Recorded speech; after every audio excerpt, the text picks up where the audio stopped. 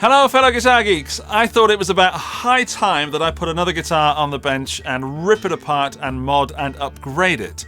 So in this video, I'm taking apart a rather different guitar, one I've never played before, and there's a special reason why.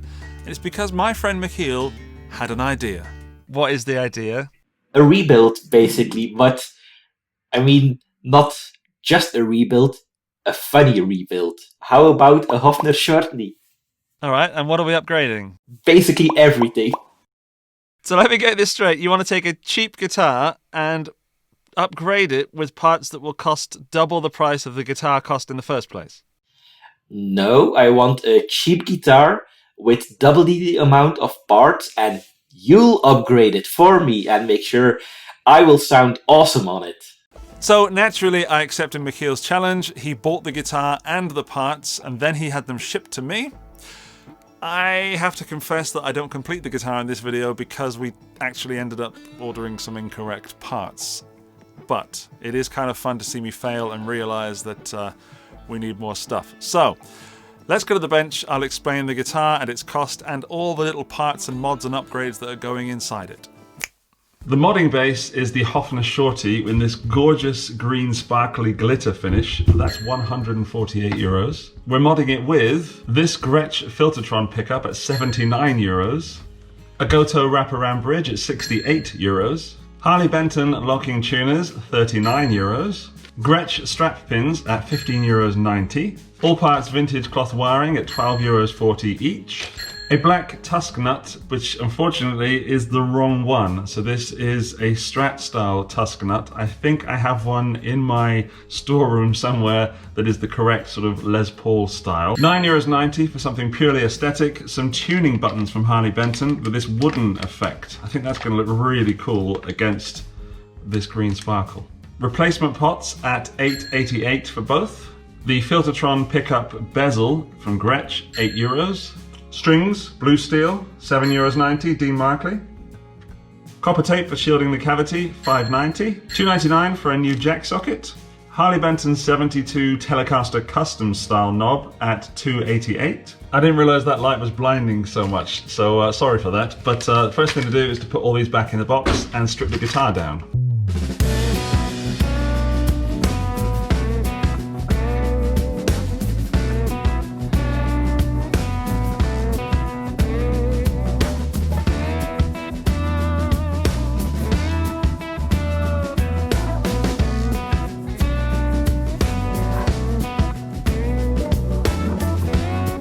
The guitar is pretty much stripped. I've left the nut in at the moment. I'm not going to take that out just yet. I took the neck off mainly for curiosity, and yes, we have a little shim, and also because it makes the guitar easier to work on when you're doing separate jobs. So I can do the neck, move that aside, do the electronics and everything here, move that aside, put it back together. Bob's your uncle. What I found really interesting is I've never come across tuners that have been that tight on the neck, or indeed the jack socket have been that tight. Whoever tightens sockets for Hofner is mighty, mighty strong, and I'd like to meet that person.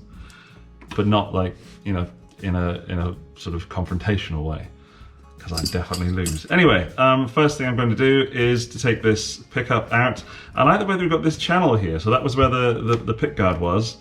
And I was stupidly expecting like a little channel, a little hole through there, but of course they've just, you know, cut it all the way through. That makes absolute sense. That's saving money, cost effective. So let's desolder that. Before we do, a little tip. Before anyone ever does any electronic work on a guitar, whoops, that's stuck to there.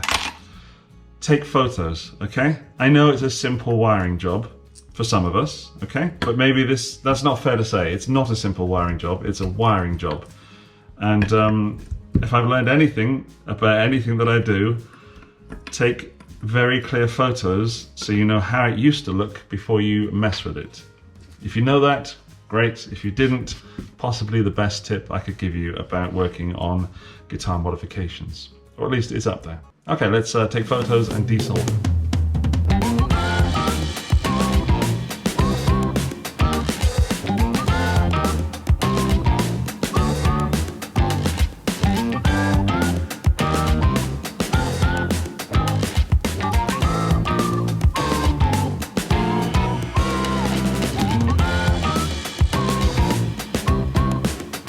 the first job for the body is to just clean it out, make sure there's nothing sticking in it. It shouldn't be like sawdust and things like that. There's a bit of solder in there. Clean that away, because if I don't, I could end up scratching the back of the body. It's poly, and I'll give it a polish anyway, but you know, don't want to create work for ourselves. Next job is to get the, what's it called, copper tape foil stuff in there. Let's do that. I have shielded the guitar, and in case you're interested, out of that whole pack of, I don't know how much is in there, it doesn't say, that's how much is left. So I've only got a little, what's that, just over an inch left. And yeah, that was laborious because it's such a strange cavity shape. So like a Strat, even with a swimming pool, a Strat is fairly easy to do. But that was not easy at all, and I've just ruined the shim. Yeah, so if you're thinking about shielding your guitar, give yourself some time.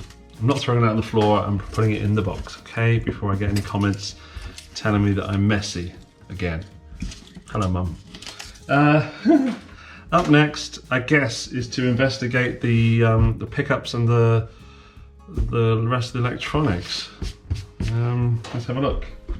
I don't know if I can do this because of the way the pickups diddly done. Got to make a hole in that tape just there. Just realised. There we go. There's my poker.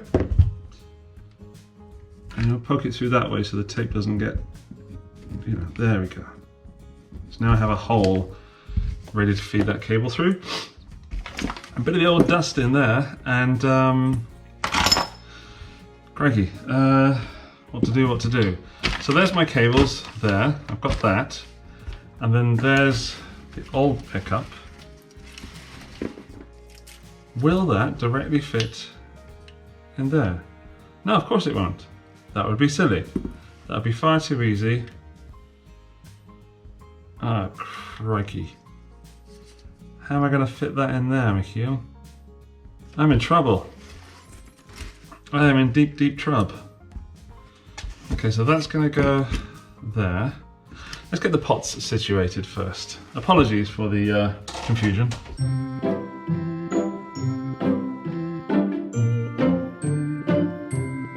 I think that when I did the demo of this guitar before it was, you know, when it was stock, I think I said the tone might have been a bit dull, and I think that's because of the pots. If you ever have a cheap guitar and the pots are dull, or it sounds dull, sorry, then before you go changing pickups, you could actually think about changing the pots out, because a 500k pot will let through a lot more top end, thus making it less dull. I now have to make these holes in the pickguard a little bit wider, because they're not going to fit through there. So, step up drill.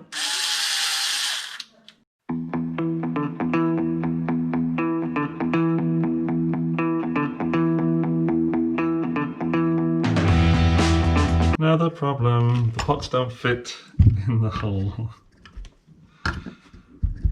Of course they don't.